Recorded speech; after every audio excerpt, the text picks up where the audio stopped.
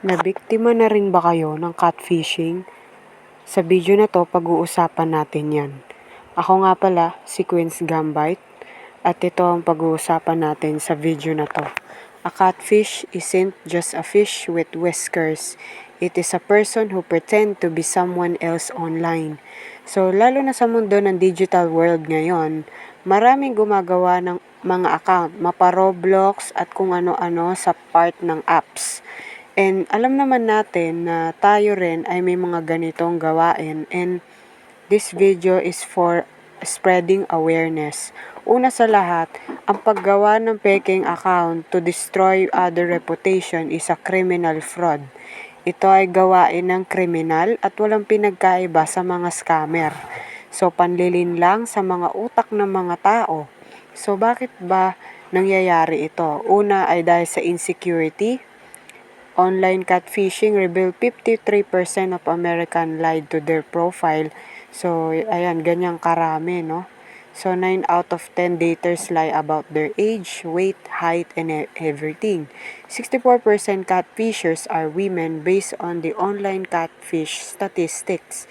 69% of catfishers use someone else's name as their own. So, marami sa online ginagamit yung pangalan ng iba at kumikreate ng sariling name tag. Isa na tayo doon. And we know this is a frauding and also like catfishing. So, it can cause psychological effects like anxiety, depression, for causing also financial loss somewhere na ginagawa ng mga scammers. And it's about explicit images and also betraying someone to become worried and paranoid. So, that catfisher will expose them publicly. So, lalo na yung mga nagsisend dyan ng mga litrato at hindi binubura, at kahit burahin, hindi na mabubura. So, panawagan po sa mga babae man yan, lalaki man yan, that we are on the online digital world. Mag-ingat ka sa mga kinakausap mo. Mapa-online man yan kung saan-saang website, dahil pwede kang makatfish. Sign na makakatfish ka ay yung mga account na ginagamit ay hindi totoo.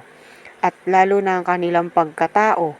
Online catfishing, sabi nga, 50%, mataas sa 50%, so kalahati na. Marami yan, hindi lang sa Amerika, pati rin sa Pilipinas. We are also number 1, unang-una sa list ng mga mahilig sa chats and texts. Meaning of mass phishing, example, ayan. So, yan. Catfish is a stolen online identity. Creating use for purpose beginning deceptive relationship to one another. So, turns out the girl I thought I met online was just a catfish or the fat old man. So, yeah, a catfish, ito guys, ito yung peke, yung personality, peke yung pangalan, peke yung status, walang katotohanan sa sarili, okay? Hindi dapat kayo basta-basta nagtitiwala, ibigay yung mga personal data nyo sa kanila, dahil pwedeng scammer yan, pwede may masama lang intention sa'yo or pahiyain ka online publicly.